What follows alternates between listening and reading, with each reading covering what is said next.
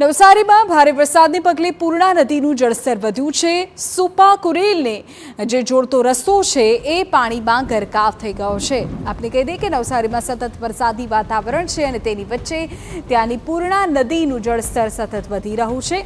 સુપા અને કુરેલ ગામને જોડતો જે રસ્તો છે પાણીમાં ગરકાવ થઈ ગયો છે, જેના કારણે વાહન વ્યવહારને અસર પહોંચી છે અને જનજીવન પ્રભાવિત થયું છે।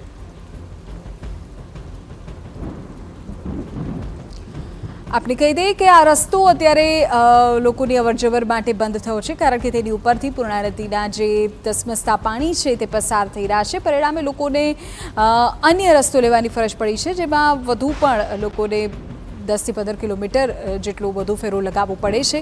આ સુપા કુરેલને જોડતો રસ્તો છે કે જ્યાં અત્યારે ધસમસતા પાણીના પ્રવાહ પસાર થઈ રહ્યો છે।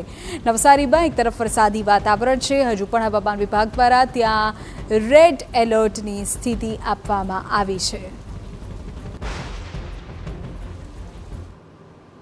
નવસારી જિલ્લાના ઉપરવાસમાં સુરત, તાપી અને ડાંગ જિલ્લામાં ધેમાર વરસાદના કારણે નવસારી શહેર નજીકથી વહેતી પૂર્ણા નદીની જળ સપાટીમાં વધારો થઈ રહ્યો છે અને જેના કારણે જે આ દ્રશ્યો નિર્માણ થયા છે એ સુપા કુરેલ ગામને જોડતો મહત્વનો જે લો લેવલ પુલ છે એના પર પાણી ફરી વળ્યા, જેને લઈને 5 થી વધુ ગામના લોકોને સીધી અસર થઈ છે અને 10 કિલોમીટર જેટલો લાંબો ચક્રાવો ખાલી નવસારી શહેરમાં આવવા માટે મજબૂર બન્યા છે। આ એ મહત્વનો માર્ગ છે જ્યાંથી લોકો નવસારી શહેરમાં આવે છે અને ધંધા રોજગાર માટે નવસારી શહેર સાથે જોડાય છે, પરંતુ જે સ્થિતિ નિર્માણ થઈ છે, 5મી વખત આ જે ડુબાવ પુલ છે પાણીમાં ગરક થયો છે, જેના કારણે આ પ્રકારના દ્રશ્યો સર્જાયા છે। નવસારી શહેરનો આ ખૂબ મહત્વનો માર્ગ છે અને જેના કારણે પાણીમાં ગરક થવાના કારણે લોકોની સમસ્યામાં વધારો થયો। 6ઠી વખત આ જે પુલ છે આ સિઝનમાં પાણીમાં ગરક થયો છે અને જેને લઈને લોકો સમસ્યાનો સામનો કરવા માટે મજબૂર બન્યા છે।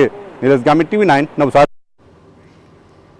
તો આપણે કહી દઈએ કે આ લો લેવલ બ્રિજ જે છે તે આ સિઝનમાં જ લગભગ 6ઠી વખત પાણીમાં ગરકાવ થયો।